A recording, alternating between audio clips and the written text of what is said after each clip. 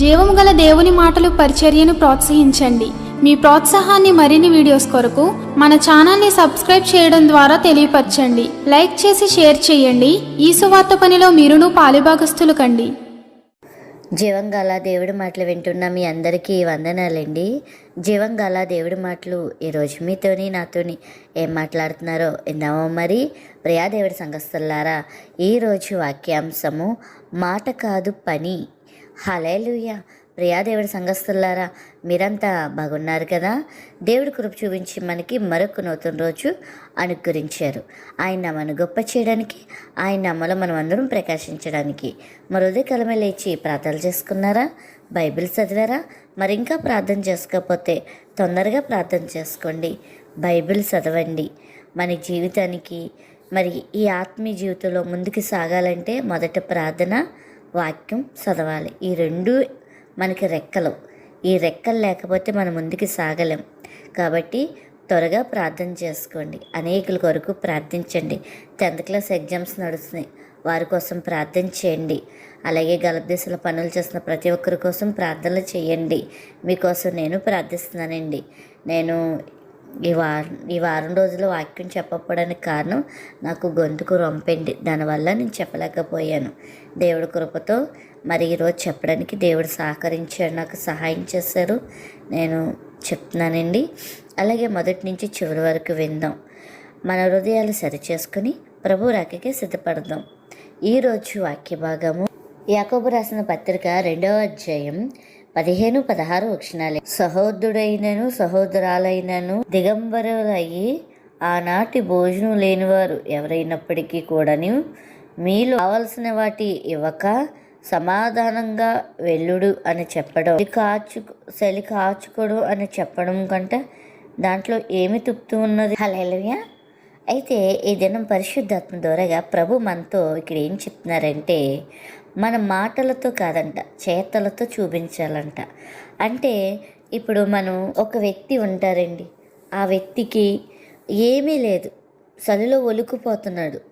చేతనైతే నువ్వు వెళ్ళి సహాయం చేయి, అంతే తప్ప ఎవరో వచ్చి చేస్తారులే పాపం ఆయన పెట్టి అతను చూస్తూ జాలి పడుతున్నావు, కానీ ఒక అడుగు ముందుకెళ్ళి సహాయం చేయలేకపోతున్నావు. సహాయం చేసి సముద్రాలవి కానీ చేయలేకపోతున్నావు. కానీ కవులు మాత్రం చెప్తావు, మనసులో కూడా అనుకుంటావు ఇంకొకరు వస్తే బాగున్ను, ఎవరైనా సహాయం చేస్తే బాగున్ను అని అనుకుంటావు. ఎవరో చేస్తే బాగున్ను, ఇంకొకరు వస్తే బాగున్ను అనుకుని బదులేదు అదేదో నువ్వే ముందుకెళ్ళి చేయొచ్చు కదా. ఇలాగా వాళ్ళకి చేయాలనుకుంటున్నాం, చేయలేకపోతున్నాం, చెందలేకపోతున్నాం. ఇలాంటివి అనుకోవడం చాలా సులభం. కానీ ఈ దినం చెప్తున్నాడు దేవుడు, నువ్వు మాటలతో కాదు చేతలతో ఉండాలంట. చూడండి, కొంతమంది ఎవరికైనా ఫుడ్ ఇవ్వడానికి సోషల్ మీడియాలో ఫోటోల కోసం ఏదో ఒక పొట్లం కొని చేతికిచ్చి 100 ఫోటోలు తీస్తారంట. అలా పెడుతున్నారు కూడా. ఈ మధ్యలో మానేశారు. ఆ మధ్యలో తెగుండి సోషల్ మీడియాలో ఆ ఫొటోస్ ఏంటి అలాగా. కానీ అలా చేయకూడదు. మనం దేవుడు చూస్తున్నట్టుగా చేయాలి. అలాగే నువ్వు వెళ్ళినప్పుడు ఎవరో వస్తారు, ఎవరో చేస్తారు అన్నట్టు కాదు.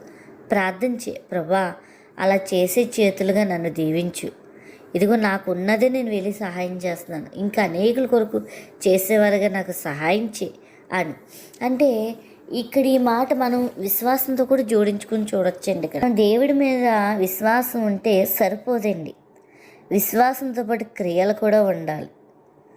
విశ్వాసం లేనిదే దేవుడికి ఇష్టం కాదు. అలాగే విశ్వాసాన్ని కనపరచాలంటే క్రియలు కూడా కనపరచాలి. క్రియలు లేనిది విశ్వాసం వ్యర్థమే. నీకు క్రియలు ఉండాలి, విశ్వాసం ఉండాలి. దేవుడి మీద విశ్వాసం ఉందంటే ఉన్నదని చెప్తున్నావు, కానీ ఏదైనా సమయం వచ్చినప్పుడు ఆ విశ్వాసాన్ని కోల్పోతున్నావు. అలాగే ఇక్కడ చూస్తే ఒక వ్యక్తికి సహాయం చేయాలి, ఎవరైనా రావాలి అని అనుకుంటున్నావు, కానీ అదేదో ముందే నువ్వు అడిగేయచ్చు కదా అని దేవుడు నీతో చెప్తున్నాడు సుమా. సమయానికి మనం విశ్వాసాన్ని చూపించాలి. అలాగే అవసరంలో ఉన్నవారికి మనం చేతనైన సహాయం చేయాలి, వారిని ఆదరించాలి. అంతే తప్ప చలిలో ఉన్నవారిని చూసి అయ్యయ్యో అతను ఎలా ఒలుకుపోతున్నాడు, అయ్యయ్యో ఆమె ఎలాగ అంటే చలికి ఒలుగుతుందో, ఎండకి ఎండుతూ వానకు తడుస్తూ చలికి ఒలుగుతూ ఉంటున్నారే బీదలు. అయ్యయ్యో అయ్యయ్యో అంటున్నాం. అయ్యయ్యో అయ్యయ్యో అన్ని బదులు నువ్వే అక్కడే ఉండి మోకరించి ప్రార్థించి చేతనైన సహాయం వారికి చెయ్యొచ్చు కదా. మాటలున్నాయి కానీ చేతలు లేవు నీ దగ్గర. విశ్వాసం ఉన్నదంటున్నావు కానీ కనపరచలేకపోతున్నావు. విశ్వాసం లేకపోతే దేవుడు చెప్తున్నాడు ఆయనకి ఇష్టం అవ్వవండి. విశ్వాసం లేని చోటే దేవుడు అనేక కార్యాలు కూడా చేయలేని పరిస్థితులు మనం లేఖనాల్లో చూస్తున్నాం. హల్లెలూయా. కాబట్టి నీ దగ్గర ఏంటంటారు, మాటలు కాదు పని ఉండాలి, విశ్వాసం ఉండాలి. విశ్వాసంతో పాటు చూపించాలి, క్రియల ద్వారాగా నీ విశ్వాసాన్ని కనపరచాలి. హల్లెలూయా. ఈ విశ్వాసానికి పరీక్ష యోగు గారిని పరీక్షించినప్పుడు యోగు గారు దేవుని గణపరిచారు. అబ్రహామును పరీక్షించినప్పుడు అబ్రహాము గారిని కూడా దేవుణ్ణే గణపరిచాడు. ఆయన దేవుడే, కానీ దేవుడు విశ్వాసానికి కర్త అయిపోయాడండి. అబ్రహాం గారు విశ్వాసానికి కర్త అంటే దానికి పునాది అయిపోయాడు ఆయన, ఒక స్తంభంగా. మరి ఎవరైనా విశ్వాసం కలిగి ఉన్నామంటే అబ్రహాం సంతానం అని లేఖనాలు సెలవిస్తున్నాయండి. హల్లెలూయా.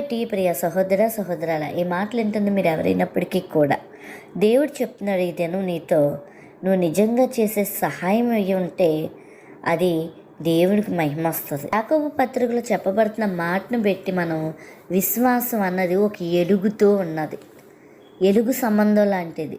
కాబట్టి ఎలుగు సంబంధం చీకట్లో ఉన్నవారికి ఎలుగుగా నువ్వు మారాలి. ఆకలితో ఉన్నవారికి ఆకలి తీర్చే బిడ్డగా నువ్వు మారాలి. కష్టాల్లో ఉన్న వాళ్ళకి తోడ్పడి సాయం అందించేవారిగా ఉండాలి. మరి వస్త్రం లేని వారికి నీ వస్త్రం నువ్వు ఇవ్వాలి. అంటే నీకు 2 జతలు ఇంకా 1 జతనే ఇవ్వి. వస్త్రం లేని వస్త్రం కాదు, నీ దగ్గర ఉన్నది చెయ్యి. చూడండి, ఒక బీద ఎదవరాలు, ఆమె దగ్గర ఏమీ లేదు, బొడ్డు నూనె, ఒక అప్పడంకి ఉందంట పిండి, గుప్పుడు పిండి, అదే పెవత్తకి పెట్టింది. దేవుడు దాన్ని 3.5 సంవత్సరాలు దీవించాడండి. హల్లెలూయా. అలాగే నువ్వు విశ్వాసంతోనే ముందుకు అడిగి వాళ్ళకి సాయం చేయడానికి, దాని తర్వాత దేవుడు కార్యం చేస్తాడు అక్కడ. హల్లెలూయా. మన విశ్వాసం అన్నది కేవలం మాటలకే పరిమితం అయిపోకూడదు. వారు ఆకలితో ఉన్నప్పుడు ఆహారం పెట్టాలి, చలికి ఒలుగుతున్నప్పుడు వారికి దుప్పటి కప్పాలి, వారిని నిలవడానికి నీడ లేనప్పుడు నువ్వే వారికి నీడగా ఉండాలి, లేని వారిని ఆదరించాలి, బీదల్ని కనికరించాలి. ఇదే కదా నిజమైన ప్రేమ. హల్లెలూయా. అది నిజమైన చేతల్లో చూపించి విశ్వాసంలో మార్పు తీసుకురావాలి. హల్లెలూయా. ఎప్పుడైతే చేసే చేతులుగా మనం ఉంటామో, చూడండి, ఒక వ్యక్తి రోడ్డు మీద వెళ్తున్నప్పుడు అయ్యో అనుకోవడం అది మంచిదా? నీ దగ్గర ఉన్నా లేకపోయినా వాళ్ళకి కనికరించి ఆదరించి ఒక మంచి మాట చెప్పి తోటిపడి సాయం చేయడం అది మంచిదా? అయ్యో ఉండి అక్కడుండి ఫీల్ అయ్యే గంట అతని దగ్గరికి వచ్చి నువ్వు సహాయం చేస్తే దేవుడు సంతోషిస్తాడు కదా. హల్లెలూయా. నువ్వు ప్రార్థించే, బేదల కొరకు ప్రార్థించే, దిక్కులేని వారి కొరకు ప్రార్థించే, ఎదవరాల వరకు ప్రార్థించే, ఆదరణ లేని వారి కొరకు ప్రార్థించే. ఈ ప్రార్థనలతో పాటు నువ్వు చేయవలసిన పని కూడా, ఈ ప్రార్థనలతో పాటు నువ్వు కూడా పని చేయాలి. హల్లెలూయా. నువ్వు పని లేనిది ప్రార్థన చేస్తే నువ్వు దాన్ని ఏమంటారు, ఇంటికి దగ్గర ఒక మొక్క పెంచి మొక్క పెంచడానికి మొక్క వేసుకున్నావు, మొక్క నాటావు, మరి మొక్క ఎదగాలంటే నీళ్ళేయాలి కదా.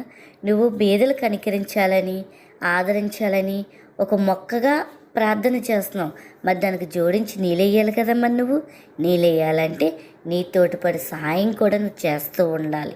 ఈ 2 చేస్తున్నప్పుడు దేవుడు ఇంకా చూసి నిన్ను ఆశీర్వదిస్తాడు.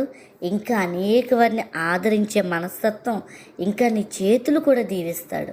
హల్లెలూయా. ఏమో దేవుడు నిన్నే సిద్ధపరచుకున్నాడేమో. నువ్వు ఆ ప్రార్థన చేస్తే ఒక అడుగు ముందుకు వేస్తుండు, దేవుడు నీ వెనకాల 100 అడుగులు ముందుకు వేస్తాడు. హల్లెలూయా. నీతో ఉండే ముందుకు నడిపిస్తాడు. నువ్వు ఆ మనసులోనే అనుకొని అక్కడ ఆగిపోవడం ఎందుకు? ఆ మనసులో మాటలు, నీలో ఉన్నది నువ్వు బయటకు తెచ్చుకోకుండా అవిశ్వాసం మాటలతో ఆపేసుకుంటున్నావేమో.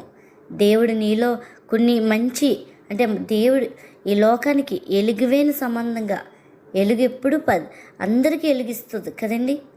దీపం ఎప్పుడు మంచం కింద ఉంటే చీకటిగానే ఉంటుంది, అదే ఒక స్తంభం మీద ఉంటే ఎలుగుగా ఉంటుంది. అలా దేవుడు నేను అనేక వారికి కనికరించాలని, ఒక ఎలుగు స్తంభంగా నేను నిలబెట్టాలని అనుకుంటున్నాడేమో.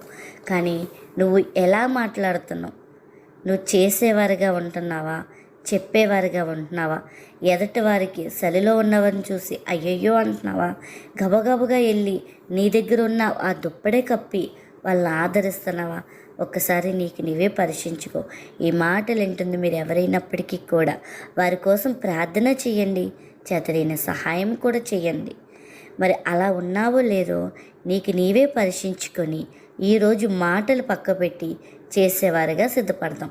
ఆ రీతిగా మన హృదయాన్ని సిద్ధపరచుకొని ప్రభు రాకగా సిద్ధపడదాం. అటు కృపాదనిత ప్రభు మనందరికీ దినము అనుగ్రహించును గాక. ఆమేన్.